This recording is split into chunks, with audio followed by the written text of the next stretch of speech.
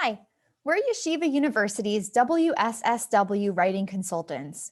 Find us online at wsswwriting.setmore.com. This video is focused on a set of example paragraphs taken from published social work papers. Examining them closely, we will highlight strategies for composing with sources in social work papers. We will also touch on some key features of APA 7th edition formatting. Here's the first paragraph, which comes from a 2019 paper by Stylenow et al. As I'm reading, see if you can notice how many sources you see being cited. Financial dependence is a primary obstacle that victims face in attempting to leave abusive relationships. Economic abuse affects the victim's ability to gain stable employment and is associated with unemployment and employment instability. Economic abuse also affects the victim's ability to gain economic self-sufficiency. So let's start by breaking down the citations in this paragraph. How many sources did you see being cited? And what key information is provided in each? The citations are the parts of the paragraph marked out here in blue and red font inside the sets of parentheses. The paragraph may be short, but 6 separate sources are cited. Adams 2011, Wathan et al. 2015, Adams et al. 2013, Showalter 2016, Adams et al. 2015, and Posmus et al. 2012. Each of these clearly has 2 parts, an author name and a year of publication. These 2 pieces of information together make up the basic format of APA in-text citation. You'll notice that 4 of the citations contain the abbreviation et al. This is short for et alia, which means and the others. According to APA, this abbreviation is used whenever a source has 3 or more authors. On the technical side of things, APA provides a standard format for punctuating citations. The basics are illustrated here. There is a comma between the author's last name and the year. The whole parenthetical citation goes inside the sentence with the period placed after it. When multiple sources are being cited together at the end of a sentence, these are separated from one another by a semicolon. Now let's look beyond formatting to the actual content of the paragraph. Why are the citations here at all? What do they show? What purpose do they serve? The authors are drawing upon the literature to help them make their argument. In particular, in this paragraph, the citations point to sources that provide support and evidence for the claims being made. They alert readers to where they can go to learn more about the topics. By suggesting that the authors have read widely on the topic, they demonstrate the author's competency and authority.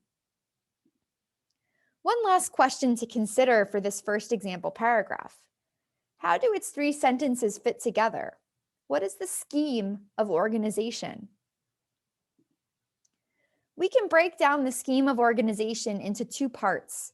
The first sentence in red, a topic sentence, asserts a claim.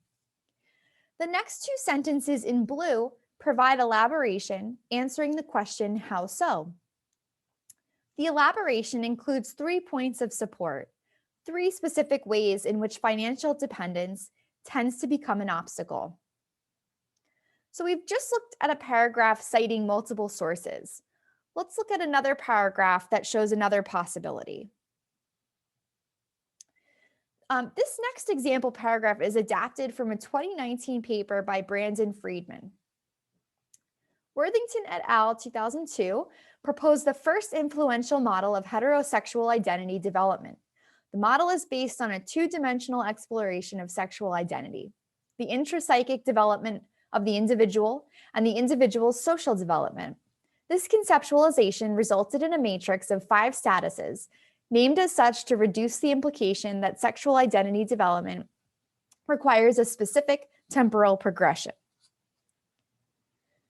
There is just one citation in this paragraph. How is it different from all the citations in the first paragraph?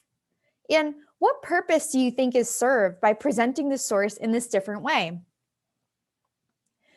The main difference is that this time, the source is introduced in the language of the sentence itself, not merely mentioned in parentheses afterwards. Because the authors are named in the sentence, there is no need to put that information into a parenthetical citation at the end. Instead, the year of publication stands alone inside the parentheses and appears right after the authors are named. A signal verb, proposed, connects the citation to the rest of the language in the sentence. In APA style, verbs used to refer to literature belong in the past tense. The purpose of formatting the citation like this is to make the source the focus of the discussion. The author wants to spend time examining Worthington et al.'s model. He is engaging with his source directly in a sustained way. So now let's think about the scheme of organization. How do this paragraph sentences fit together? Well, the paragraph is a focused summary of a single source that builds progressively. It begins by introducing the source and the source's topic. Worthington et al. Proposed a model. Next, it explains what the source offers. It tells readers about the basis of Worthington et al.'s model. Finally, it zeroes in on what is most relevant and important about the source, highlighting one specific result.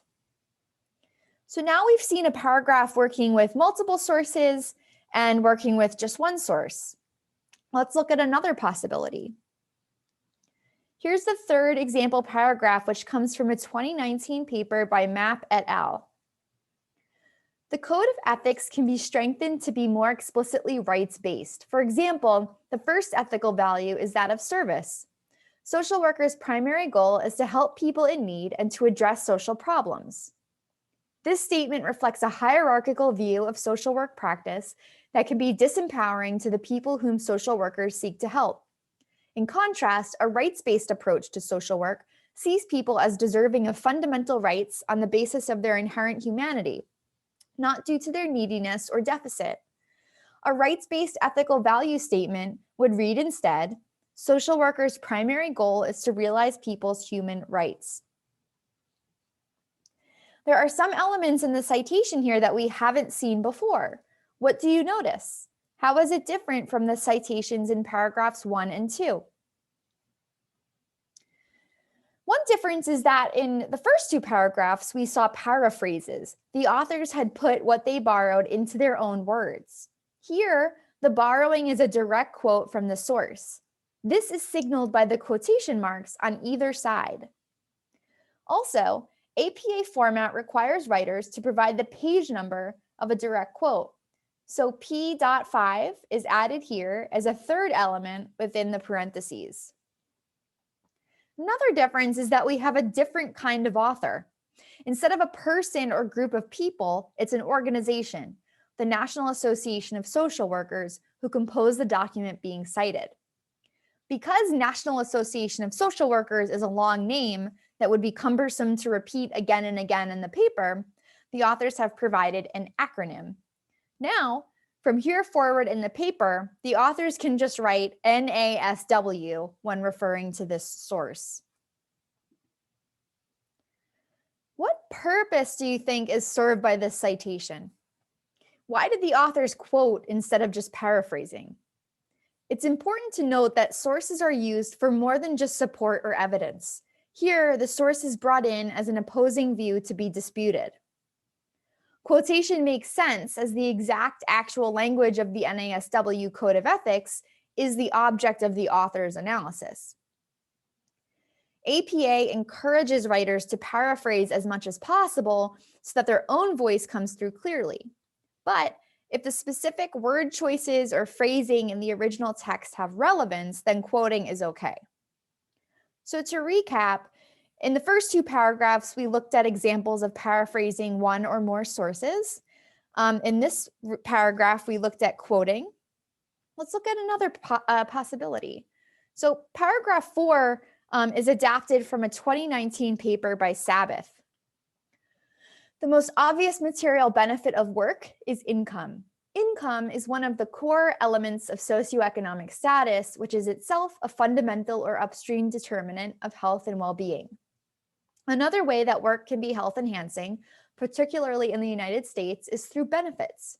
These benefits can also include supports that are part of the social safety net, but that are delivered through the workplace, such as parental leave, disability insurance, or retirement savings plans.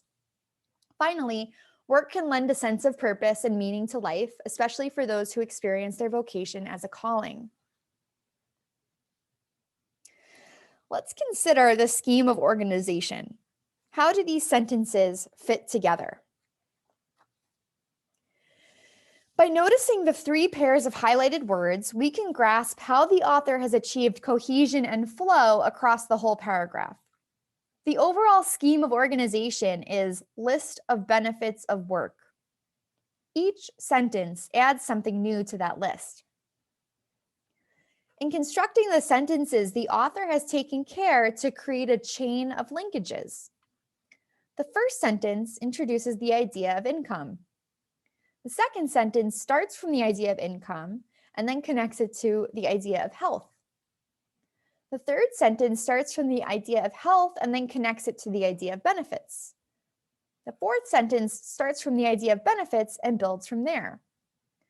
This strategy of composition, which writing teachers sometimes call the old/new contract, makes the paragraph very easy to follow. So together, the 4 example paragraphs we've examined provide a lot of insight into composing effectively and artfully with sources. You might want to refer to them as models for your own writing. If you need support with APA, paragraph organization, or any other aspect of your writing, we're here to help. Our appointment booking website is wsswwriting.setmore.com. We currently offer 2 types of one-on-one consultations, online chat and email exchange. We look forward to working with you.